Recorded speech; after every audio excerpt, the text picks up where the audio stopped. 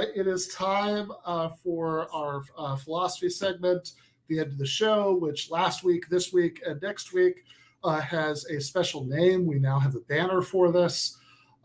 Teaching Charlie Kirk. Somebody's got to.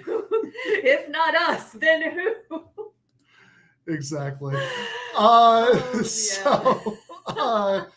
So because Professor Jennifer Burgis here is one of the only people who has seen this debate. I am special, just like my mother always told me. Hi, Mom. So, since, just one of like 4 non-Turning Point USA people, who was in the studio for that. Everybody else could see it 2 weeks from tonight after they've run it on the 21st. We are going to run it here as part of the episode on the 25th, so that's in 2 weeks. But we thought we'd preview a few, use these philosophy segments to preview a few of the philosophical things that were talked about. That he got wrong. In the debate. And take the opportunity to educate Charlie Kirk a little bit about some of these topics. That's what I'm here for. So, to educate about philosophy. So, my whole life, really. So,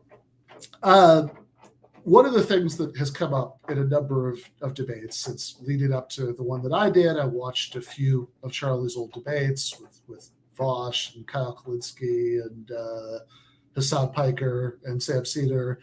And something that came up at least 2 or 3 of those and was brought up again in the one that I did is social contract theory. So something that Charlie tends to say when somebody uses the phrase social contract in his presence is, there is no social contract. I didn't sign a social contract. Wait, he didn't sign it? Yeah, I don't know how we missed him. Where was he that day? So, just like when God handed out the, this, that, and the other thing. Where were you the day? Where were you the day we all signed the contract? Exactly. So does this mean we can do whatever we want to him? Ooh. Since he's not. Yeah, he is not a signatory to the social contract, so I guess none of us have obligations to him. So is that so? So Jen, does Charlie correctly understand what people mean by social contracts? Clearly not.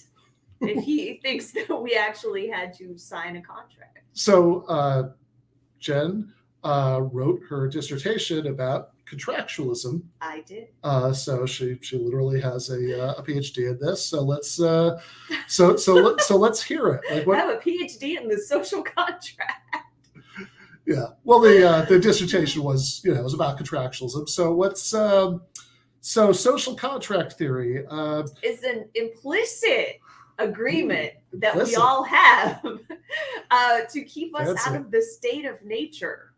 What is it? Nasty, brutal, short, brutish, something. Yeah, nasty, brutish, and short is what Hobbes. No, there were 5 things in there, and I can never remember that phrase. But whatever. Okay, well, I think I'm sure somebody could give it to us, but it was a bad deal. It's an unpleasant state of being, is in the state of nature.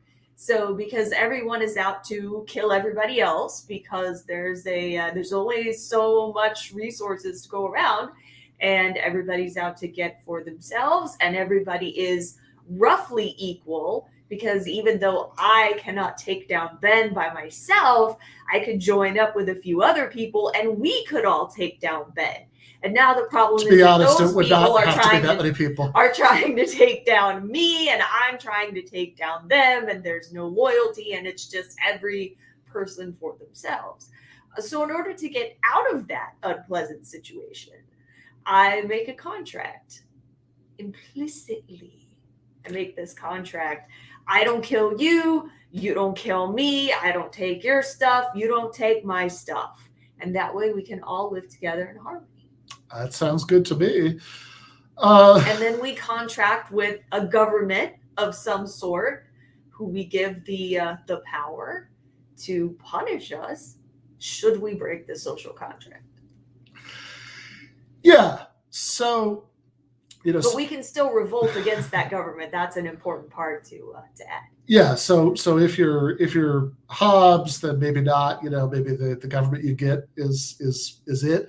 But certainly if you're no, even Hobbes said that. Okay, even Hobbes that says if you that, had an unjust government, that it was within your rights to overthrow it. Okay, and certainly Locke says that. And in fact, Locke writing about the social contract is what Thomas Jefferson was kind of referring to, and the Declaration of Independence, about conditions under which it's okay. Solitary, poor, nasty, brutish, and short. All right, very good. That is the state of nature. Solitary, poor, nasty, brutish, and short. Yes. Much funnier if you imagined the stuffed tiger from Calvin and Hobbes saying that. Yes. So we don't have the rights to him, though. Yes, fair enough. Yeah. So the there are a bunch of different versions of this idea. In none of them, crucially, is it the case that you personally actually have to explicitly, consciously, be a signatory to the social. Could people even write back in the state of nature when life was solitary, poor, brutish, and short? Well, probably not, because it was because they were too busy killing each other to for the elk to learn how to write. I don't know. Yeah, the elk. The elk. All right. It's a good food source. You could use the horns for the antlers for weapons. I like it. I'm missing the Dodgers for this. I just want y'all to know. All right. So there are versions of social contract theory, or sort of social contract derived ethics that are at least closer to what he seems to have in mind. Not that close, but closer. It's about what's sort of individually in your interest, which would help to which. You say, I didn't sign it. Maybe that could be a sort of way of saying that you don't think it's in your interest to do it. Maybe that's way too generous. Then you just leave society. No, but really, that's that's an option that you have. Yeah, I mean, good luck with that. Yeah, I think there are very few people who manage to do that entirely. This is why Plato stuck around instead of going into exile, because of the social contract. So there's somebody there like my mom, multiple screens happening. Yes. But the original kind of Hobbesian idea of the social contract, it's the idea is that we all pose some kind of, or at least all the people maybe who are parties to the social contract pose some kind of threat to each other, and this is why, for example, Hobbes doesn't think that the social contract gives us duties to non-human animals, or as he puts it, brute beasts. Brute beasts are not parties to brute beast. Yeah, surely. Look at her; she's terrified. So they're not parties to the social contract because they don't really threaten to send everything into chaos. Well, that's interesting because neither do babies. Yeah. So how can we have any moral if the contract just is what morality is, which is the idea of the social contract, that is morality, then we have no obligations to babies. We have no obligations to old people who can neither threaten us nor help us. Sorry, Mom. Well, I feel like Franny could still do that. She can still pull a gun on us. She's from Texas. She can still shoot. Surely she's got a few, lying around and, under the pillow and whatnot. But see, she's not watching this. She's watching the Dodgers.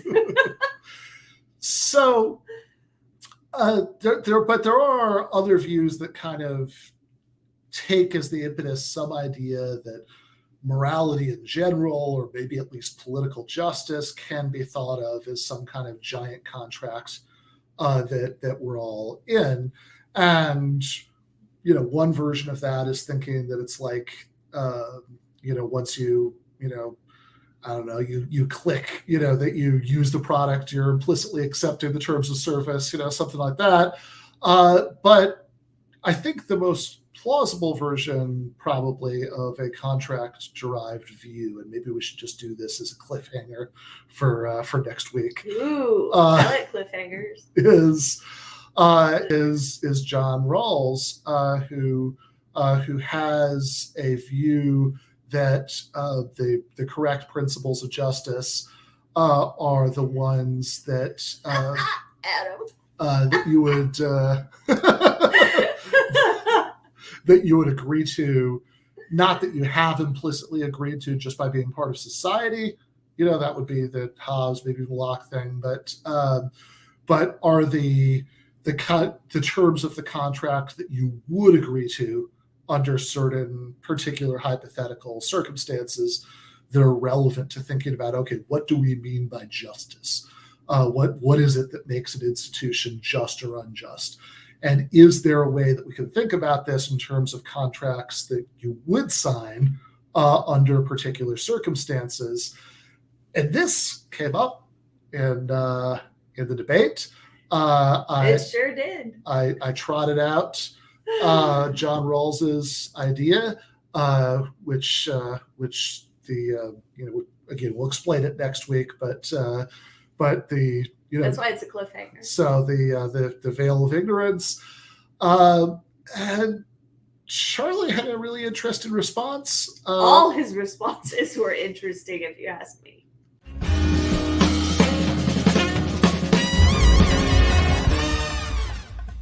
You have been watching free public content from Give Them an Argument. To access every single episode of the show, the main show on Monday nights, all of the streams, all of the debate breakdowns, all of the patron-exclusive post-games on Monday nights, all of the patron-exclusive bonus episodes every week, and much, much more, go to patreon.com/Ben Burgis. I cannot resist ending this with, don't be foolish.